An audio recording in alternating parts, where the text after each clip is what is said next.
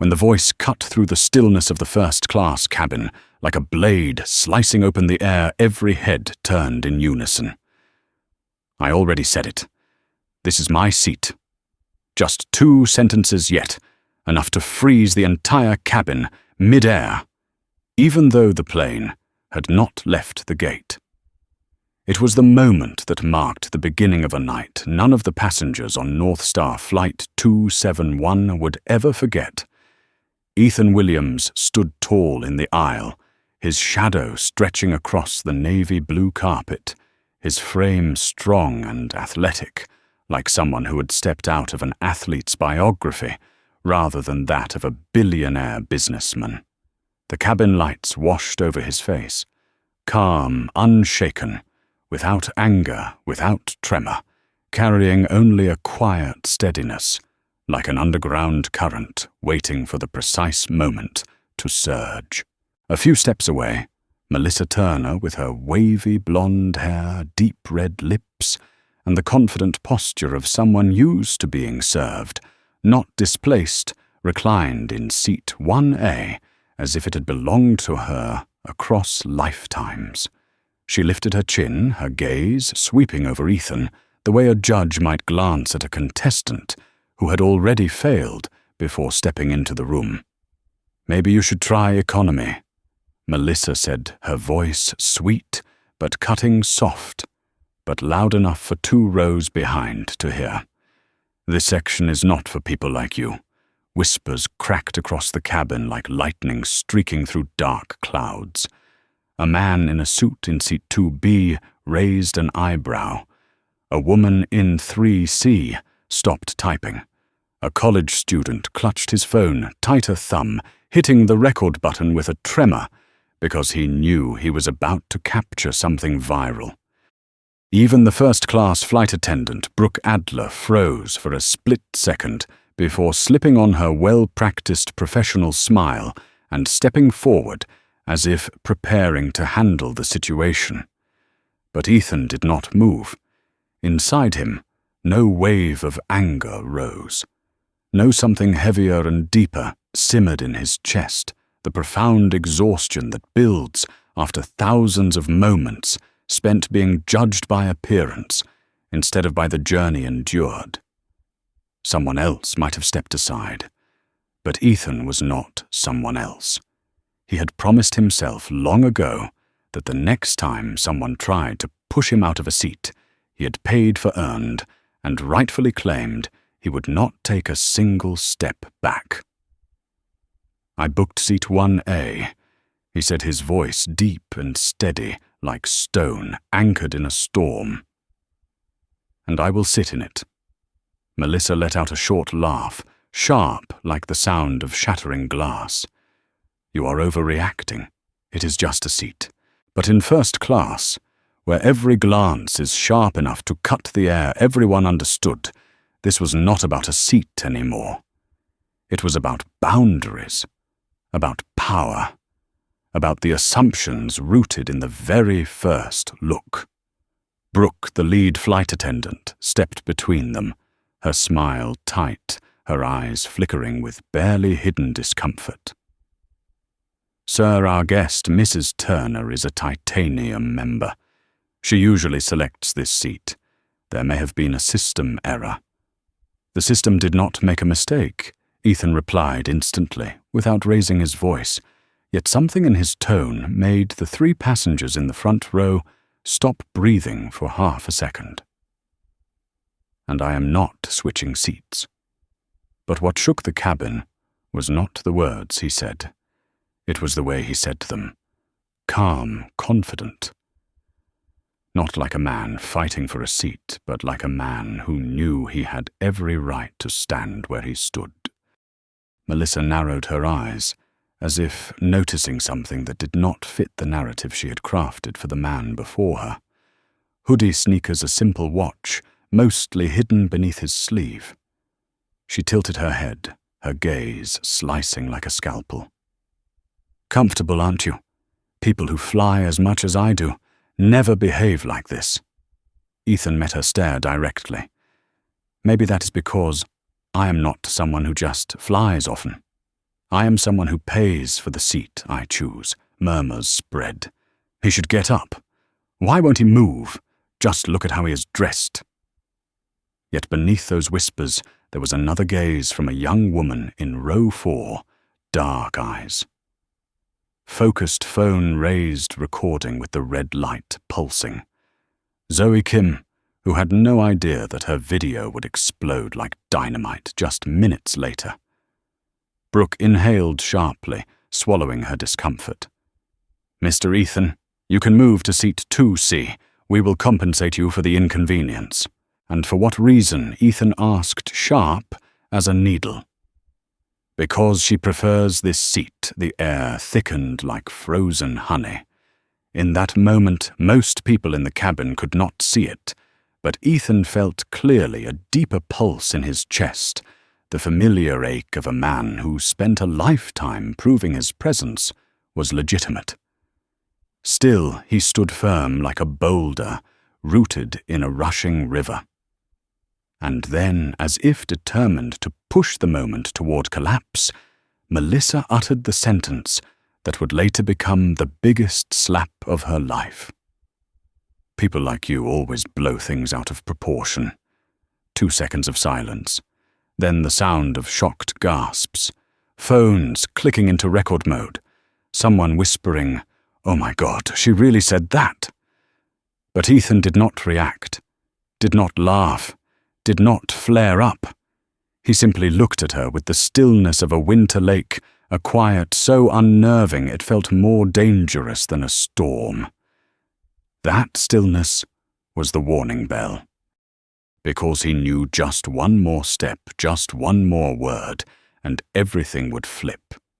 Not about the seat, but about power, about the truth that had not yet been revealed, about the real identity of the man Melissa Turner had underestimated more than anyone else on the entire flight.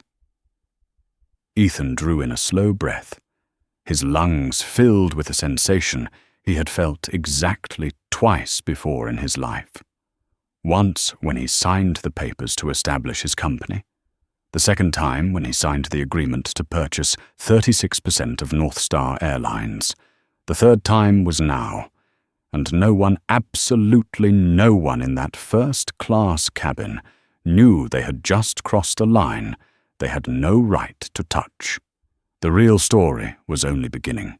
The moment Melissa Turner let out the words, "People like you," the air in the first-class cabin seemed to fracture.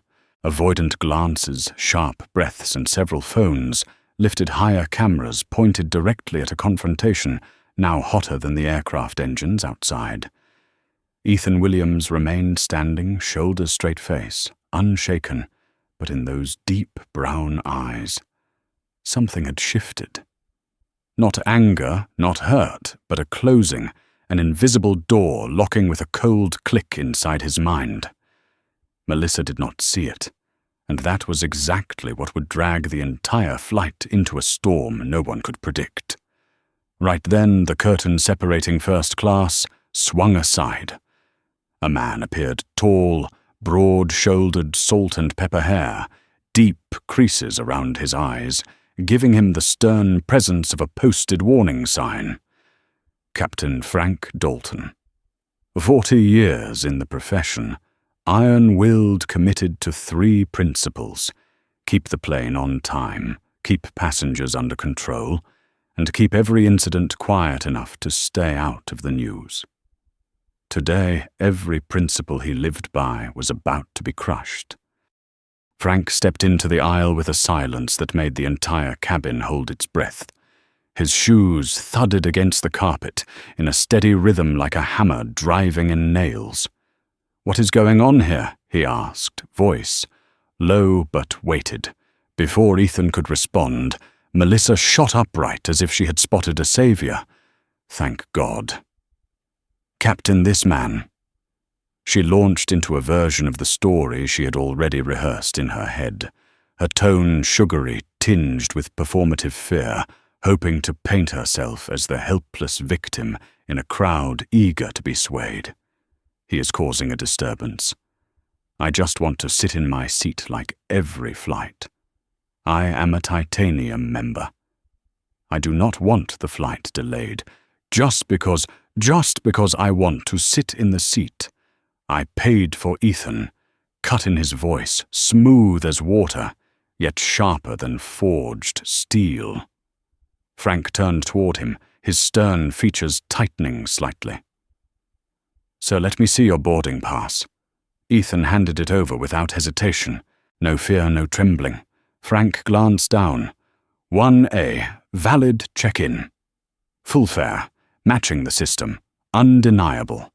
But instead of returning the seat to its rightful owner, Frank exhaled heavily, lowering his voice as if negotiating with a stubborn child. "I understand.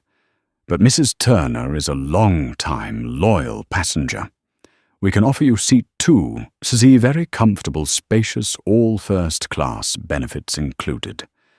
Ethan heard that, and something inside him snapped cleanly. "Why should I leave a seat I purchased legitimately?"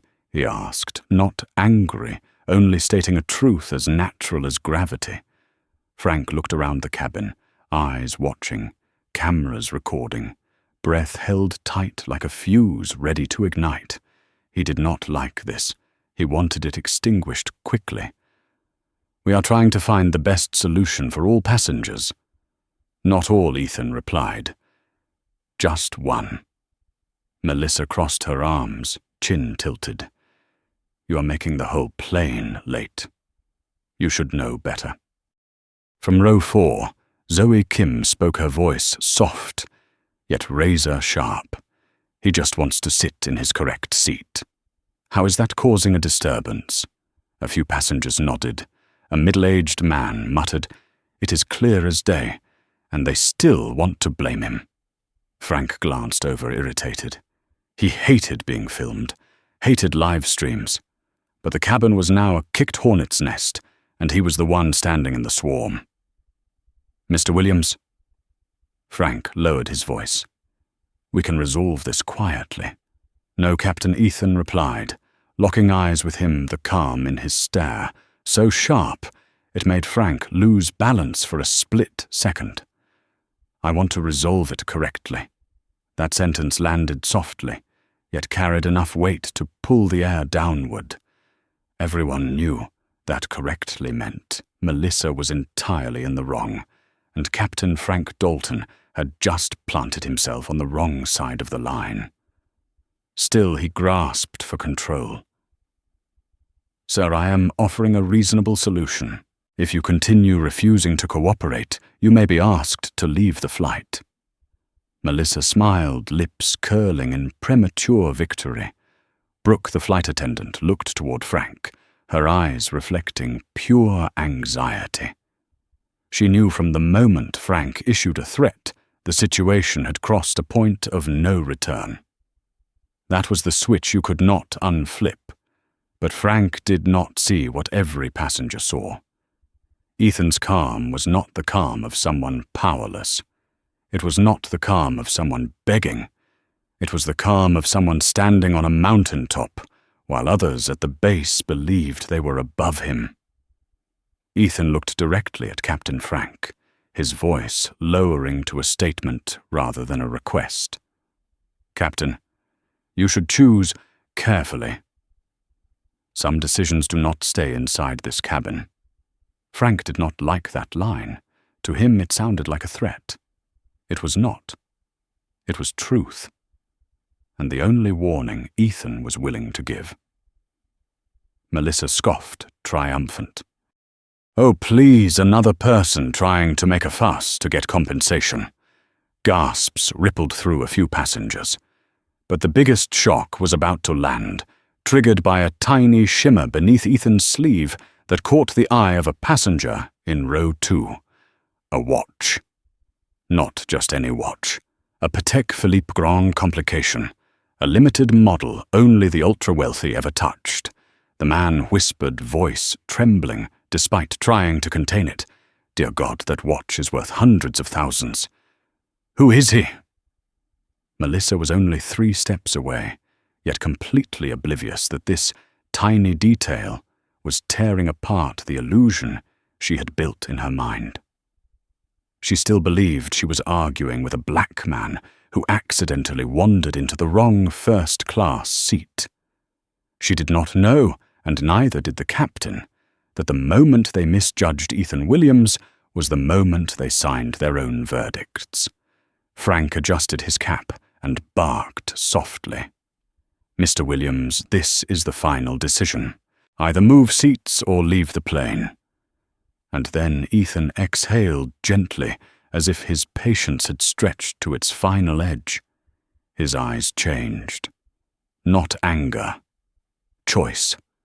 A choice that many passengers on the flight would later recount for years. Before Frank could comprehend what was happening, Ethan slipped a hand into his coat pocket. The tension snapped through the cabin like live electricity. Melissa held her breath. Brooke's eyes went wide. Phones shot higher. Frank tightened his grip on his hat.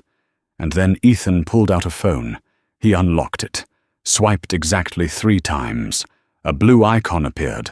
One no passenger, no attendant, no captain on board had ever seen. The logo read, North Star Airlines Executive Panel. The screen displayed a single command: Chief Executive Officer, override flight control access. Zoe whispered, without meaning to her voice trembling, "Oh my God, he is not just anybody." And the story shifted from argument to history. The moment Ethan's phone lit up with the executive panel icon, the entire first-class cabin felt as if an invisible hand had tightened around it. No one spoke. No one moved.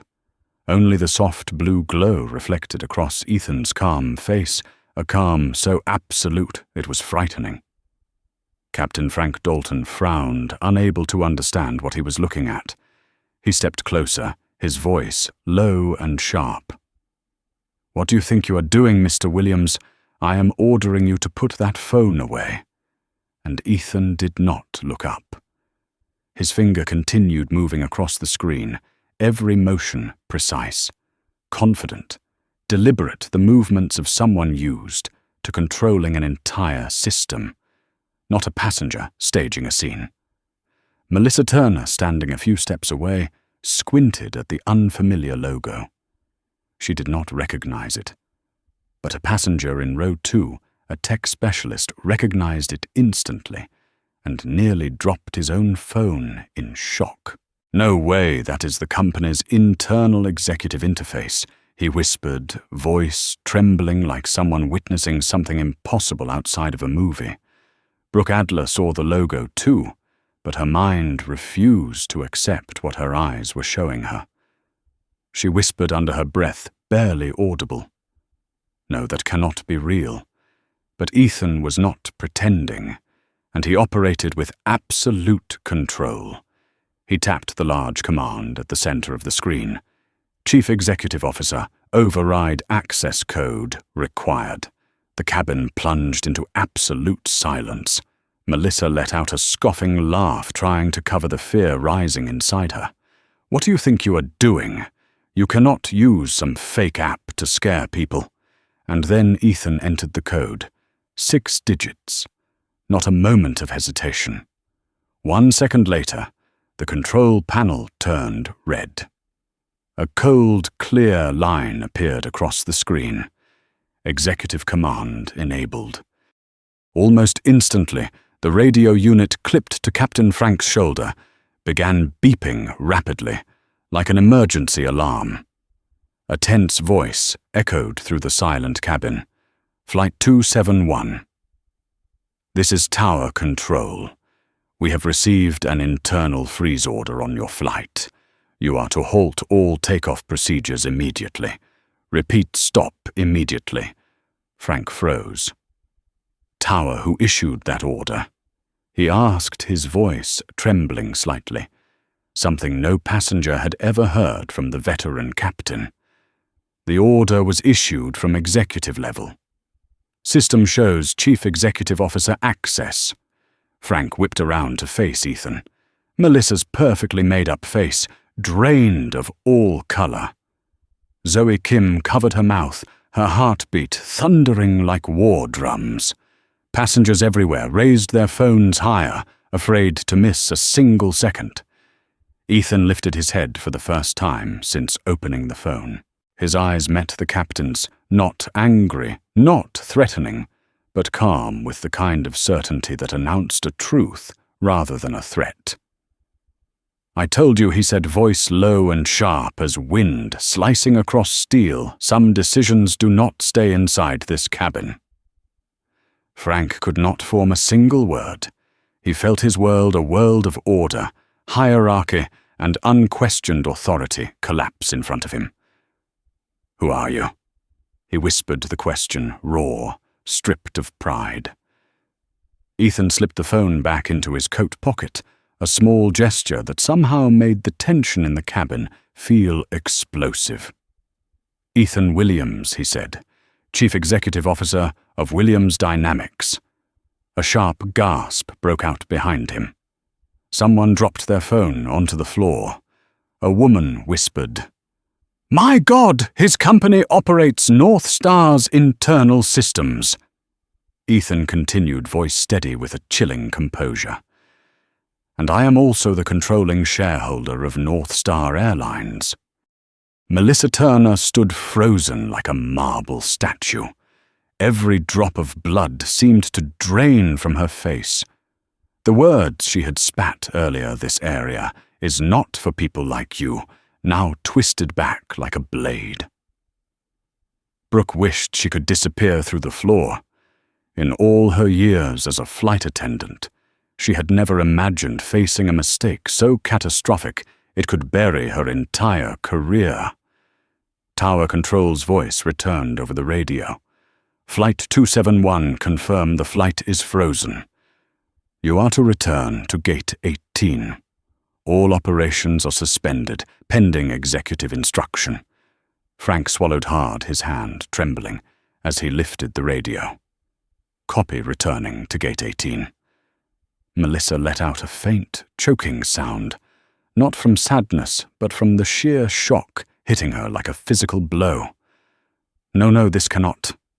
"I did not know." Ethan turned to her, his gaze calm in a way that felt merciless. "You did not need to know who I am," he said, voice low and cold. "Whoever I am, you still owe every person their rightful respect." Zoe Kim, still recording, whispered the sentence that sent chills through the entire cabin. "He does not yell. He does not get angry. But the power is louder than any shouting could ever be." The aircraft began rolling back from the runway, the engines lowering their hum, as if they too sensed they should not interrupt this moment. The cabin remained silent. No one spoke. No one laughed. No one even dared blink, because the truth was now undeniable. Every person who had misjudged Ethan Williams was sitting in front of a man who could alter the fate of the entire airline with a single command. Melissa turned away, trembling. Brooke kept her eyes down, not daring to meet Ethan's gaze again. Frank tightened his grip on his captain's hat, the pride of 40 years of flying collapsing at his feet. Ethan closed his eyes for a moment. Not to save a victory. Not to enjoy watching those who underestimated him face the consequences, but because he remembered a promise he had made long ago. The next time someone tries to push you out of what you earned, you will not step back. His mother's words. The woman who had worked 2 jobs to send him to college. The woman who taught him that dignity is something no one has the right to take away. When he opened his eyes, the plane was parked at the gate. And from this moment on, the story was no longer about Seat 1A. It had become a confrontation between prejudice and power. A confrontation Ethan Williams had no intention of losing. When the aircraft stopped at Gate 18, the first-class cabin no longer resembled a warm, quiet sanctuary. It had become a silent stage where every gaze from confusion and regret to shock and dread focused in the same direction, toward Ethan. But Ethan did not stand immediately. He sat down in seat 1A, the seat that had belonged to him from the start, with a calm, deliberate motion, as if simply returning to the rightful place that someone else had briefly occupied by mistake. That quietness was what made the cabin tremble. There was no anger, no threats, no raised voice. Only the composure of a man who knew he held real authority, the kind of authority that required no explanation, the kind that with a single sentence could shift the movement of an entire system. Captain Frank stood frozen in the aisle, his hands clasped so tightly that the veins rose along his skin. He felt the slow collapse of the authority he had once believed was absolute. He knew whatever awaited him outside that aircraft door would not resemble any conversation he had experienced in 40 years of flying. Melissa Turner could barely stand. When the plane stopped, her knees weakened, and she had to grip the seat for support. She had always believed she belonged to the world of privilege, someone who was catered to, favored, indulged. But now she was trying to shrink into herself, trying to avoid the eyes of those who had witnessed every venomous word she had spoken. No one hurled insults at her, but those looks hurt far more than any criticism ever could. Zoe Kim was barely breathing from a mix of excitement and disbelief. She kept glancing at her phone, watching the live stream jump from a few thousand viewers to 12,000, then 20,000, then 30,000, with no sign of slowing. "Oh my God, this is exploding," she whispered, her eyes shining like a child watching fireworks. But what made her hands tremble was not the view count. It was the realization that she was recording a moment major news networks would fight to buy within minutes. The cabin remained silent as the aircraft door opened. A rush of cool terminal air swept in, carrying the murmur of a crowd that had already gathered outside. Reporters, curious passengers, airport staff, media personnel. They stood in long rows, phones raised high like a wall of light. Brooke Adler, the lead flight attendant, tried to maintain professionalism, but her hands shook as if she had just stepped out of a storm. Her mind spun with one agonizing question. What have I done? Did I just lose my entire career, Captain? Frank stepped forward, trying to steady himself, but his pace slowed just before reaching the doorway. He knew that the moment he stepped out, he would face the airline's management, the very people who had just received an emergency alert from a CEO none of them realized was sitting in first class. But before Frank could leave the cabin, a warm, steady voice rose behind him. "Captain?" Frank turned. Ethan was standing, adjusting the collar of his coat. His eyes were calm, yet carried a weight that made the man who had piloted thousands of flights instinctively step back. "I will go first." Ethan spoke softly, yet with a command that left Frank speechless. No orders, no threats, but unmistakable. Ethan was the true authority stepping out of that cabin. Ethan walked out, and instantly the light from hundreds of phones and cameras converged on him like a spotlight, falling on the central figure of a real-life drama. Voices rained down like hail. "Mr. Williams, did you freeze the entire flight?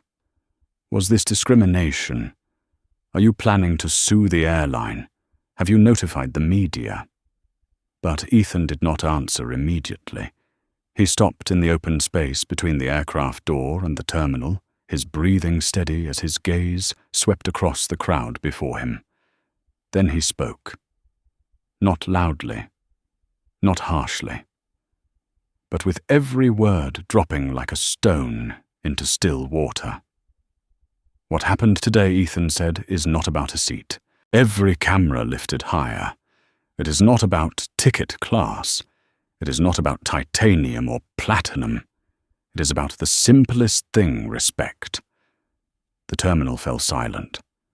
When rules are bent because someone thinks they are worth more than someone else, then those rules are no longer rules. He looked straight into the nearest lens. And when an airline allows that to happen, someone has to stand up and stop it. Melissa heard every word, every breath, every pause. Each sentence hit her like a chisel, shattering the arrogance she once believed was untouchable. Brooke stood behind Ethan's hands clasped so tightly that her nails dug into her own skin. She knew that a single sentence from him, just one, could end her 11-year career. But Ethan didn't turn back to look at her. He didn't yell. He did not humiliate. He didn't punish. He simply did what someone should have done long ago. He told the truth. Captain Frank stepped out behind Ethan, facing the press. His face had turned pale. In that moment, he knew those cameras, those cold lenses that showed no mercy, were about to dissect him like a surgery without anesthesia. But Ethan shifted slightly to the left, creating space for him to stand. Not as an act of forgiveness, but because Ethan did not need to diminish anyone to make himself stand taller.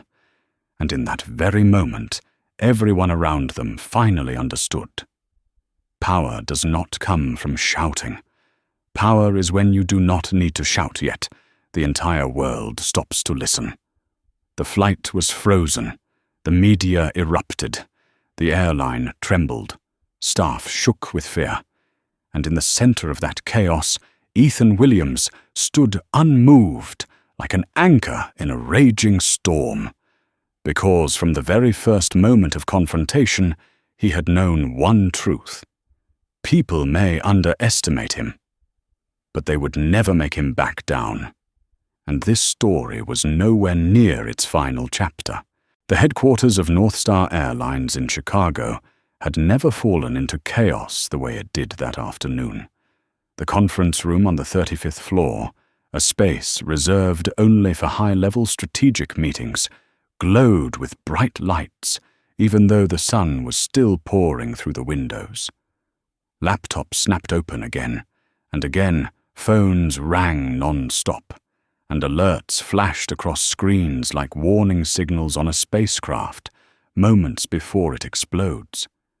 Inside, the senior leadership sat in a tight circle, looking like people who had just heard the ticking of a bomb beneath their feet. CFO Marcus O'Neill, a man who always prided himself on the airline's financial stability, had a face as pale as paper as he flipped through market charts with shaky hands. Our stock price has dropped 7% in just 20 minutes, he said, voice cracking in a way no one had ever heard from him. And that is not counting the media swarming in like wolves. Beside him, Chief Legal Officer Helen Burns emphasized each word. The video has nearly 2 million views in 1 hour. If Ethan decides to sue for discrimination, we will be dragged into a federal investigation.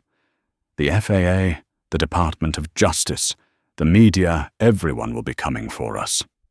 PR Director Linda Wagner massaged her temples, the tension pulsing visibly. We need an official statement immediately, a public apology. The entire flight crew must be suspended. We need to control the narrative before it gets away from us. But the crisis had already slipped beyond control when the video reached 3 million views. The chairman of the airline, Gregory Holt, a silver-haired man known for his unwavering composure, entered the room. But this time, that composure was gone. Everyone, he said, gripping a stack of documents tightly. I just received confirmation from the executive office. The freeze order on the flight was triggered by executive authority that only one person in this company possesses. No one dared say the name, but everyone knew. Ethan Williams. From the corner of the room, Chief Systems Operations Officer Tom Perkins typed furiously on his keyboard. I checked everything. No system glitch, no hack, no unauthorized access. He looked up, his voice landing like a verdict on the entire room. The freeze order is real, and the person who issued it is legitimate. No one moved. No one even breathed too loudly. The most powerful people in the airline suddenly felt as small as school children caught breaking rules. Gregory pulled out a chair and sat down slowly, like someone lowering himself into icy water. 2 years ago, he said, staring into the distance, we signed a strategic contract with Williams Dynamics to upgrade our entire automation system. We gave them full authority over emergency administrative access. 1 second of silence fell before he continued each word, dropping heavy as lead. And Ethan Williams is not just the CEO of our partner company. He placed his phone on the table. A notification glowed on the screen. Ethan Williams, controlling shareholder of North Star Airlines, 37.4%. Linda nearly lost her breath. We humiliated our largest shareholder, Gregory replied bitterly. Not just a shareholder, the man who controls the operational keys to the entire airline. The air in the room thickened, as if it could turn solid. Everyone understood. Ethan did not just have the power to respond. He had the power to end careers, stop flights worldwide, replace leadership teams, collapse the airline if he desired. CFO Marcus exhaled sharply. He has not made a public statement against us yet. That is our only chance. Helen shook her head. Do not comfort yourself. A man with real power does not need to shout. He only needs to say 1 sentence. And that sentence might be coming, because at that very moment, the conference room door swung open. A young employee, pale and trembling, stepped inside. Sirs Madams, Ethan Williams has exited the aircraft. He is heading toward the main concourse. Gregory asked, is the media there? Every major network. CNN, CNBC, the Chicago Herald, Fox. They are all there. And the live stream is still climbing. Linda clutched her head. We cannot let him speak publicly without control. But what none of them knew was that Ethan did not want to control the story. He wanted to expose it. The young employee swallowed hard before adding the sentence that froze the entire room. He requested to meet the entire leadership team, and suddenly all noise vanished. Only the thundering heartbeats of each executive remained. Gregory stood, shoulders trembling slightly, something no one had ever seen. Everyone, we have to go. Where do we meet him? The CFO asked. The conference room beside Gate 18. The leaders of North Star Airlines, the people who commanded thousands of employees and oversaw hundreds of daily flights, walked out of the room like individuals approaching the judgment of their own futures. As they neared the door, Helen whispered to Gregory, he does not need to yell. He does not need to make declarations. Quiet power is the kind that brings an entire system to its knees. Gregory nodded, eyes locked straight ahead. And today I fear Ethan Williams just demonstrated that to the whole world. Outside in the bright glass concourse, Ethan was standing and waiting for them. Calm. Still. A man who had frozen an entire airline with a single swipe of his finger, now preparing to place on the table the very questions they had no courage to face. The real storm was only beginning. The temporary meeting room beside Gate 18 had never witnessed an atmosphere like this. Not tense, not chaotic, but a dense, suffocating silence, heavy enough to crush anyone walking in. Rows of chairs had been arranged hastily, into two narrow lines, and the cold white LED lights shining down made the space feel less like a conference room and more like a courtroom. Everyone inside felt it clearly. They had not come here to explain. They had come here to face consequences. The glass door opened. Ethan Williams stepped in. He was not wearing a suit. He had no assistants, no lawyers, no entourage. Just Ethan in a grey hoodie, his steps steady and grounded, like carved stone. Yet that simplicity was precisely what made every person in the room rise to their feet out of instinct, not out of courtesy, but because an invisible force of authority had entered the room. Gregory Holt, the chairman, was the first to approach. "Mr. Williams, thank you for giving us the chance." To Ethan raised a hand, stopping him with a small gesture, sharp enough to slice through every sound. "Sit down." Not a shout. Not a command barked with volume. Just two words, but heavy as a steel door slamming shut. Everyone sat. No one dared look at anyone else. Ethan pulled out the chair at the head of the table. He did not lean back. He did not fidget. He simply sat upright, hands resting on the wooden surface, his gaze sweeping across the room like an X-ray scanner, reading every hidden layer of thought. His eyes landed on Gregory first. "I want to hear it from your mouths. What happened on your flight?" Gregory swallowed, as if all the words he had ever known had abandoned him. "Ethan, first I want to say we deeply regret what happened." It was not an apology," Ethan cut in. "The truth." CFO Marcus O'Neill opened his laptop hands, trembling as he pulled up the prepared report in case Ethan asked for it. But Ethan did not look at the screen. He looked directly into Marcus's eyes. Not that. The truth. Helen Burns, the chief legal officer, interlaced her fingers. She was tough, hardened by years of litigation, but facing Ethan made her feel half her normal size. "The truth is, the crew intentionally prioritized a titanium member and tried to force you to move seats." "No." Ethan's voice lowered, slicing through the room like a blade. "The truth is, they thought I did not belong in the seat I paid for." Linda Wagner from PR tried to speak. "We absolutely do not condone discriminatory behavior."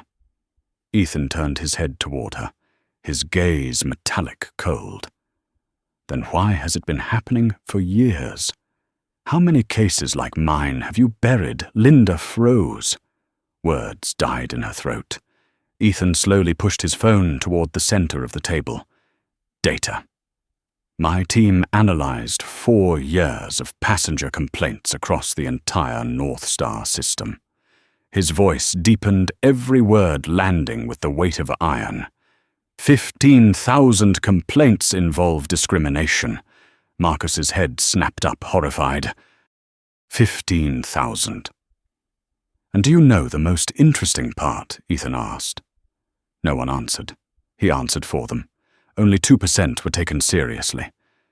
Gregory pressed a hand to his forehead, wearing the expression of a man receiving a death sentence. "Ethan, we didn't know. You didn't know because you didn't want to know." The words struck like a falling axe, making everyone straighten in their seats as though dodging an invisible blade.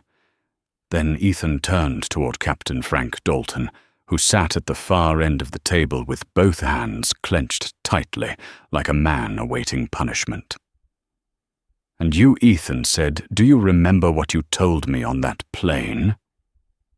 Frank opened his mouth, but no sound came out. Ethan answered for him. "You said, 'Sometimes we have to be flexible. Frequent flyers get priority.'" His voice replayed the line with slow motion, precision, sending a chill through the entire room. Ethan continued, no anger in his tone, only the sharp, cold clarity of judgment. "You were not just wrong about the rules. You were wrong morally. You were wrong as a human being. Frank lowered his head, his shoulders trembling slightly. But Ethan was not finished. His eyes shifted to Brooke Adler, the lead flight attendant. "And he said you looked at me like I was out of place." Brooke could no longer hold herself together. Tears spilled despite her attempts to stay composed. Ethan rested his hand on the table. Not tapping, not slamming, just placing it there steady and calm. "What I cannot ignore," he said, "is not that you disrespected me. It is that you built a system that forces people like me to prove they belong, even when we have paid for our seat, earned our place, and stood exactly where we were supposed to stand." Heads bowed around the table. No one dared raise their eyes. Then Ethan leaned back, slightly crossing his arms. Not defensively, but like someone preparing to move pieces on a chessboard. "You think I froze an entire flight because of a seat?" He shook his head. "I did it for one reason." The room held its breath. "To make you listen," Gregory whispered, voice trembling. "Then what do you want from us?" Ethan looked directly at the chairman, his gaze cold and sharp like steel, catching stormlight. "I want change. A change big enough," he continued, "that no one will ever go through what I just went through again. No one argued. No one protested. No one even breathed too loudly. Because in that moment, everyone understood Ethan Williams was not making a request. He was declaring. And when a man who can freeze an entire airline with a swipe of his finger declares something, it does not remain an idea. It becomes reality. The air inside the temporary meeting room thickened after Ethan's declaration, a declaration that needed no volume, yet echoed through the bones of everyone seated there. Gregory Holt tried desperately to maintain the last trace of composure he had, but inside him fear spread quietly and steadily like oil drifting across water. Because he understood one thing with absolute clarity, a man calm enough to freeze an entire airline does not make declarations just to intimidate.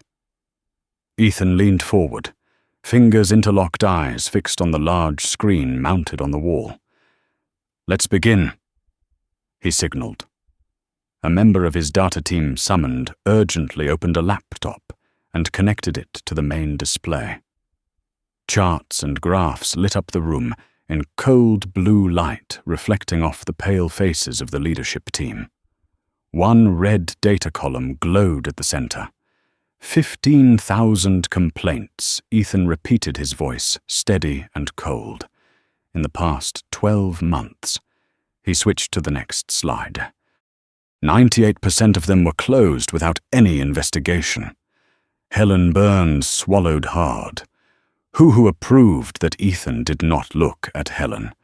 His eyes remained on the screen as though dissecting cracks across a massive sheet of ice. I did. The room jolted with alarm, but Ethan continued before anyone could misunderstand. I approved it because the complaint processing system is currently under the operational authority of Williams Dynamics. He turned back to Gregory. And when my team dug into the reason, they found something very interesting. He opened another file. A long, seemingly endless list filled the screen.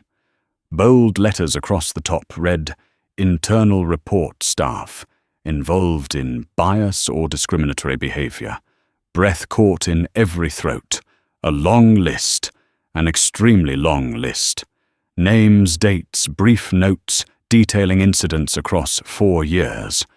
Half the room could no longer meet Ethan's eyes. North Star Airlines. Ethan said, his voice, dropping like thunder, rolling over the ocean, buried more than 2,400 reports related to discriminatory behavior by frontline employees. CFO Marcus froze. 2,400. Ethan nodded. 2,400 cases exactly like what happened to me today. But those people did not have the power to freeze a flight. They did not have system access. They had no way to force you to listen. Gregory placed a trembling hand on the table. Ethan, if this leaks, not if. Ethan cut in. When? Linda from PR gripped the arms of her chair. You mean you plan to release everything? Ethan leaned back, his gaze lowered to the report, his voice sharpened, like steel drawn across stone. I recorded the entire flight, every word, every action. I have the names of your flight attendants. I have the discriminatory comments made by passengers. I have video. And I have your own systems to prove this was not an isolated incident. No one dared speak. Ethan tilted his head slightly, eyes drilling through each person in the room. You think what happened today only happened to me? No. He lowered his voice, each word cutting through the silence like a blade. I am simply the only one you could not bury. A heavy shame fell across the room. Brooke, the lead flight attendant, pressed herself into the back of her chair, as if trying to disappear. She did not dare cry, but her eyes reddened. Frank Dalton stared at the floor hands, clasped until they turned white. For the first time in his life, he truly understood what it meant to lose control. Ethan shifted his gaze to the operations director. How many times has your staff erased a passenger's record to cover up mistakes? How many times have they reassigned seats based on bias? How many times have they pushed someone to a lower section because they did not look like first class? The operations director swallowed hard, his voice barely audible. I do not know exactly. Ethan nodded once. Because you never wanted to know. He pushed the laptop toward them. Inside was a brief proposal, only a few lines long, yet powerful enough to alter the entire structure of their careers. Proposed new system automatic recording. No deletions allowed, mandatory investigation, public monthly data release. CFO Marcus's eyes widened. Public data. Ethan looked at him without blinking. Is transparency a problem? No one answered. Ethan stood. The chair slid back with a soft scrape that felt as cold and final as a metal door closing. He walked to the head of the table. Every eye followed him, drawn in as if pulled by the gravity of a collapsing star. North Star Airlines has built a beautiful image in advertisements, he said. But behind the ticket counters, behind the flight attendants, smiles behind the polite, "Thank you for flying with us," lies a rotting system. Some in the room shivered. Others bowed their heads. Ethan lowered his voice, slow and cutting each word, striking the table like an axe. And I did not invest billions of dollars to sit and watch it continue discriminating against people like me or anyone else.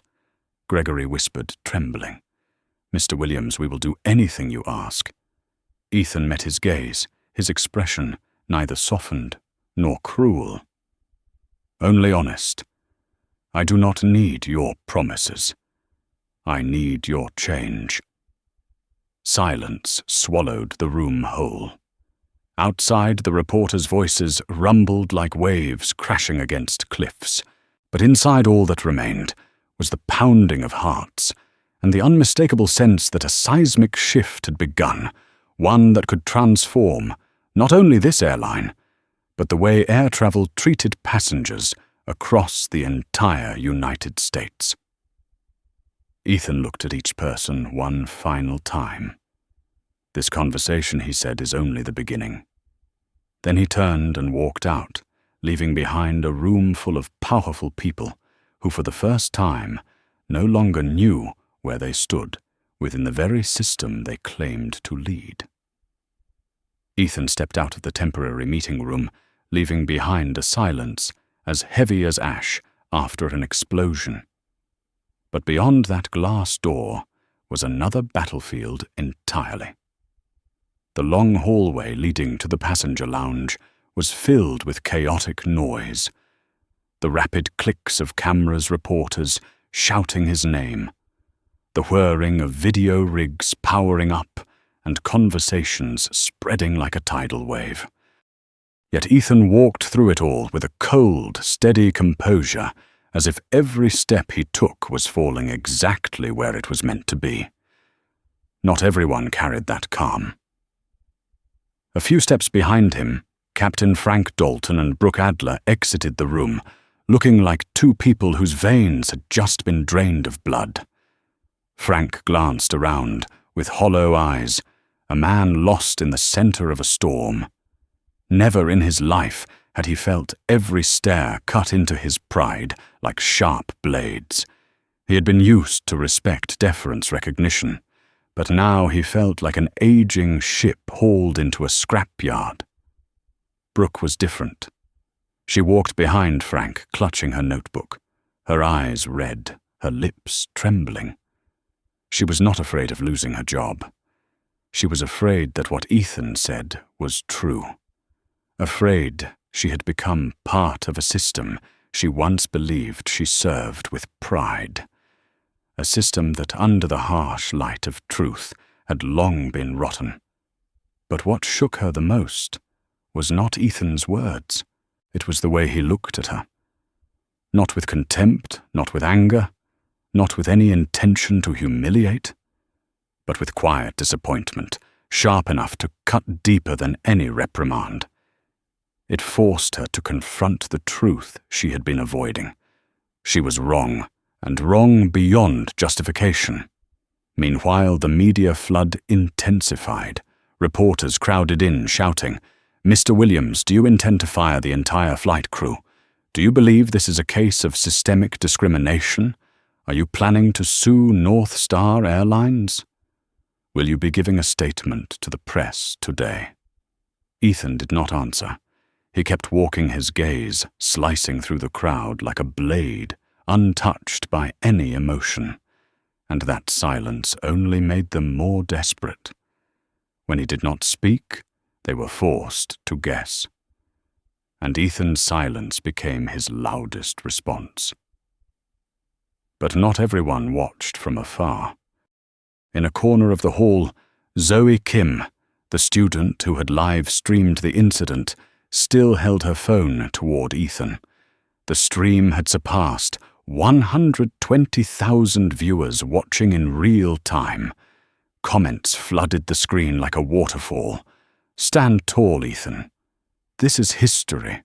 Who is he that he holds this much power? The industry needs reform." Zoe's hands trembled, not from fear, but from the realization that the footage she had captured was no longer just a video. It was evidence, leverage, fire that would force an entire system to look into a mirror and face itself. Yet the real moment was not happening outside with the press.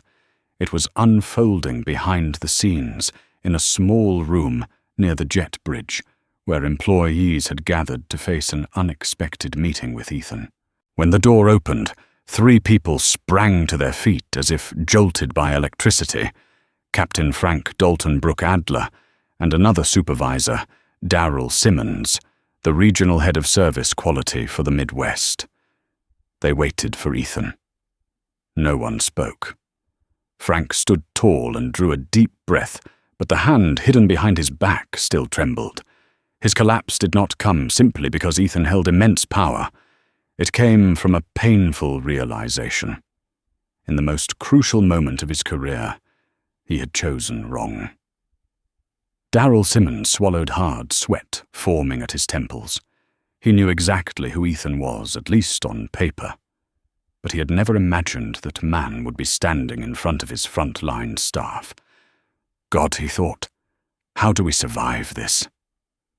Brooke kept her head down. She could not bring herself to look up. Every breath felt caught at the base of her throat.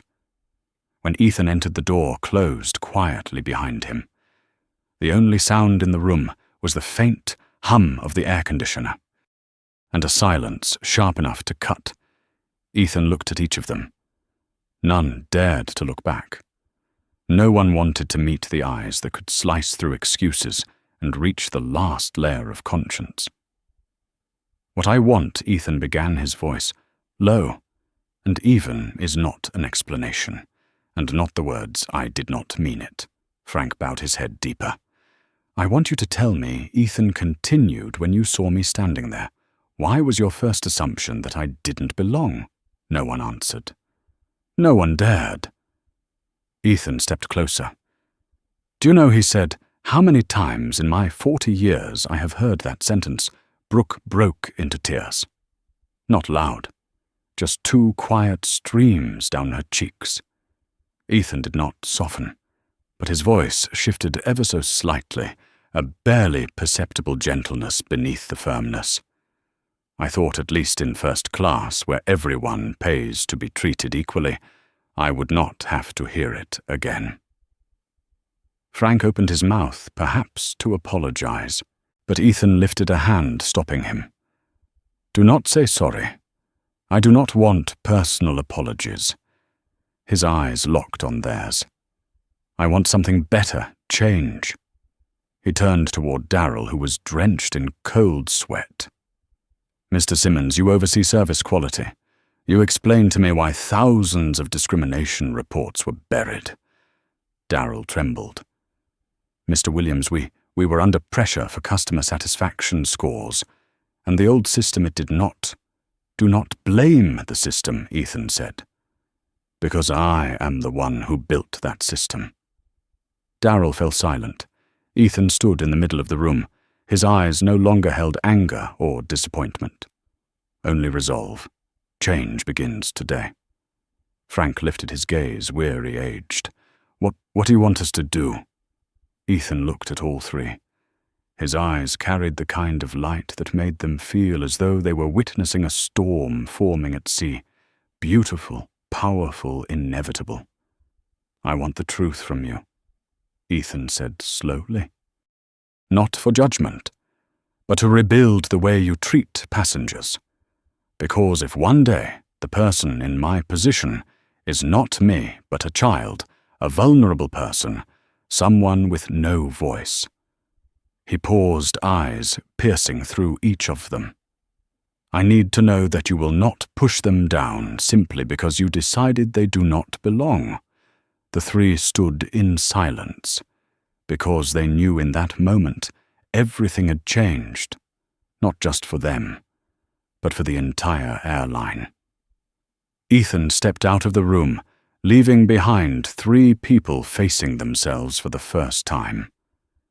And as the door closed, one truth echoed unmistakably in their minds. Today was not the day they were questioned. Today was the day they were taught how to be human again. Inside the headquarters of Williams Dynamics in downtown Chicago, the atmosphere was the complete opposite of the chaos consuming North Star Airlines. There were no screaming reporters, no cameras shoved into faces, no flashing lights. Only the cold quiet of a massive technological engine operating in silence, yet generating enough force to shake an entire industry. Ethan entered the central data room. The glass doors slid open with a sound smooth as steel gliding across silk. In front of him, a 3-meter-tall LED wall stretched across the room like an electronic world map, displaying charts, timelines, analytics and complaint data from hundreds of airports over many years. His team, nearly 20 engineers and analysts, all stood when he walked in, not out of fear, out of respect. "Begin." Just one word enough to switch the entire room into tactical mode. Lena Park, the head of data analysis, pushed her glasses up and activated the main display. This is the consolidated data set of all discrimination-related complaints from the 4 major airlines over the past 36 months. Red circles erupted across the screen like dark fireworks. Each one represented an incident. "We unlocked the files North Star tried to bury," Lena said. "The results are worse than anticipated." Ethan folded his arms, his gaze unwavering. Lena continued. "Many reports were marked as resolved, despite having no actual resolution documents. Some cases were placed into the noise low priority folder, and some were deleted." Why, Ethan asked. Lena glanced at her auxiliary screen, then answered pressure from customer satisfaction metrics. If they processed the complaints honestly, the airline's ratings would drop. So they chose to bury them. A line appeared across the main display system-level bias. Ethan remained still, but his silence was so sharp that everyone in the room sensed a storm forming. Another data engineer, Javier, stood. "We traced incidents similar to yours. Here are some matching patterns." He clicked. The screen filled with excerpts from past reports. "Passenger does not fit first-class image. Guest behavior seems suspicious. Passenger appears unable to afford fare. Non-compliant demeanor, additional ID verification recommended. Possible fraud despite no evidence." Each line sliced like a blade across the psyche of thousands of people who had swallowed their pain in silence. Lena added, "Mr. Williams, what happened to you today was not an exception. It is the pattern." The room fell silent. Ethan, however, remained composed. He stared at the red dots on the massive screen, each one a compressed moment of humiliation endured by countless travelers. His mother's image flickered in his mind, working 2 jobs, still judged by strangers in supermarkets, who thought she did not look like someone who could afford that. He remembered a college friend forced out of a seminar room for wearing a hoodie. He remembered a former colleague mistaken for a security guard in the very company he helped build. No, this was not about one flight. This was a system. Ethan turned to his team. "I want a solution," Javier responded immediately. "We modeled a new system. Complaints cannot be deleted. They cannot be moved to hidden folders. Every report is tagged and escalated automatically through management tiers, bypassing frontline employees entirely." A new screen appeared. "Title Project Clearsky." Lena explained, "This system will transform the aviation industry. The moment a bias or discrimination complaint is filed, the data becomes visible in real time.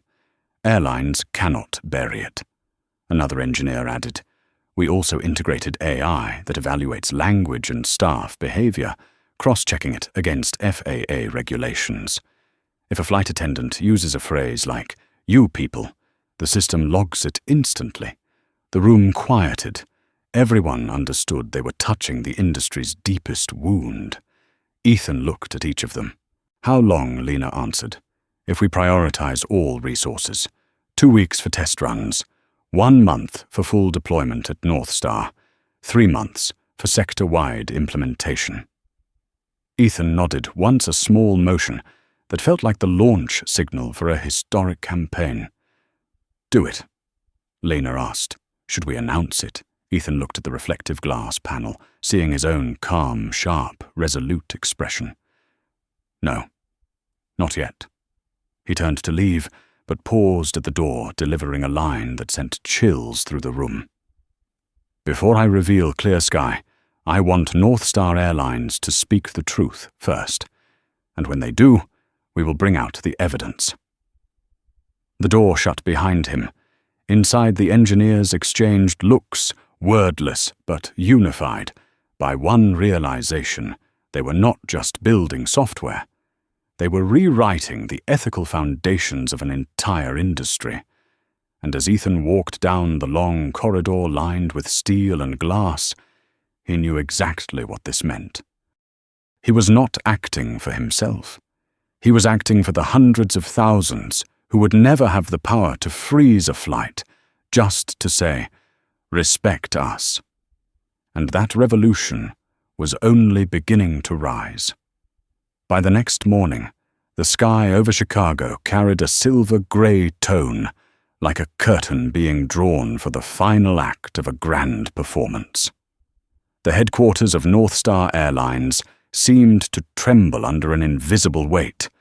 Reporters swarmed the entrance security vehicles, lined the street, and dozens of major newspapers ran the same headline: "Mysterious CEO freezes flight, airline faces discrimination scandal." On the top floor, the official executive boardroom awaited the arrival of one man, Ethan Williams. Gregory Holt stood beside the long table palms pressed against the wooden surface. After 40 years in the industry, he had faced accidents, financial crises, and embargo threats. But the challenge ahead of him now was unlike anything before. A man 20 years younger, yet holding a level of power Gregory himself had never touched, was about to walk through that door. The door opened. Ethan entered. This was not a temporary room, not an emergency meeting. This was where decisions capable of reshaping an entire airline were made, and he walked in like someone who never needed to prove his right to be there. The leadership team rose to their feet without instruction. As if their bodies understood something their minds were still resisting, Ethan had not come to negotiate. He had come to change everything. Gregory began. "Ethan, we have reviewed everything. We understand that what happened was not just individual misconduct." Ethan did not sit. He moved around the table, each step draining the room of oxygen. "Do you think I am doing this to attack North Star?" Gregory stayed silent. Ethan continued, voice steady as a hammer striking steel. "No.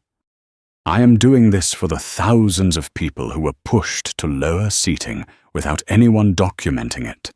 For the thousands who were doubted, pressured to move, treated as if they did not belong, even though they paid the same fare as any other passenger."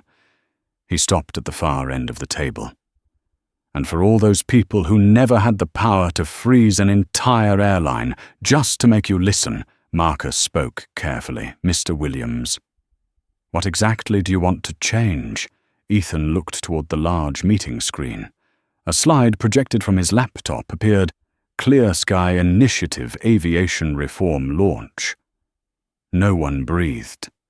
Ethan said, "I want North Star to be the first airline to adopt a fully transparent monitoring system. Every discriminatory complaint, even the smallest, will be stored permanently, automatically escalated to supervisors, automatically analyzed by AI, automatically published monthly." PR Director Linda Wagner turned pale. "Published, Ethan, that could destroy the airline's reputation." Ethan looked at her, his gaze sharp as twin blades. A reputation built on concealment is not a reputation. It is a paid lie. Helen, Chief Legal Officer, intervened. "If we make everything public, we will face hundreds of negative articles," Ethan replied instantly. "And so what better 1 month of truth than 10 years of deception?" The room sank into tense silence. But Ethan was not finished. He changed the slide. "Full retraining for all flight attendants, focused on unconscious bias. Next slide, real-time behavioral monitoring for captains and frontline staff. Final slide, restructure the quality control division, eliminating the culture of burying data." Gregory stared at the screen. He saw something no one wanted to say aloud. Ethan was not merely improving the airline. He was rewriting the moral foundation of the entire industry. Ethan, Gregory said slowly, "You are asking us to dismantle an operational system that has existed for decades." Ethan nodded. "Yes. Because it has never worked?" No one argued. No one dared. Then, unexpectedly, Ethan sat down. For the first time since entering the room. And when he sat, it felt as though the entire room shifted, as if gravity itself had changed. "Ladies and gentlemen," he said quietly, "I do not want to destroy North Star. I have invested in it. I want it to become the standard of fairness." He placed his hand on the table, palm open, as if offering an opportunity. "We will not apologize with words. We will apologize with action, with data, with transparency." He looked each person in the eye. "You built this system. I am not asking you to apologize to me. I am asking you to fix it for those who do not have my power."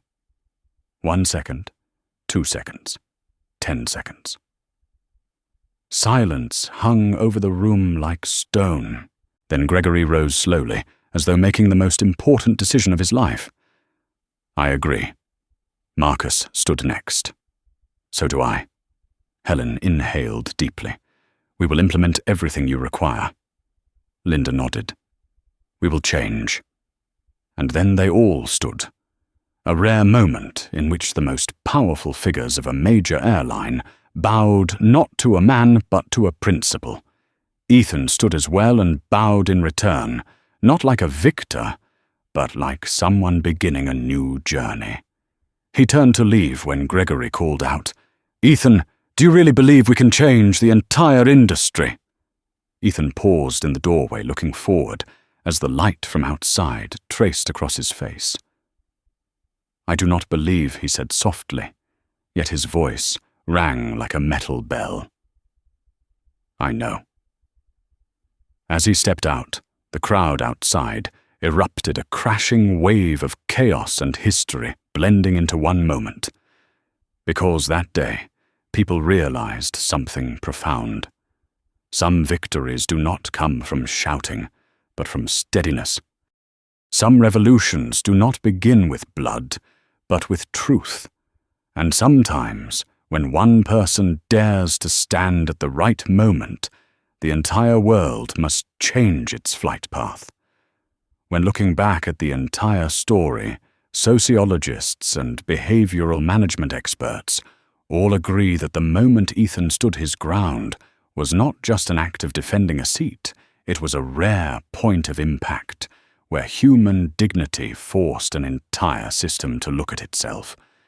In an environment where unconscious bias runs deep, especially in aviation, meaningful change has never come from surface-level authority, but from the quiet resolve of those who dare to say enough at the exact moment it matters. If this story made you reflect on fairness, on how we treat one another in spaces that are supposed to be equal for everyone, then like this video to help spread the message and subscribe so you do not miss other eye-opening stories. Before you leave, drop a short comment. Just 3 words as a reminder of the most important thing: keep human dignity.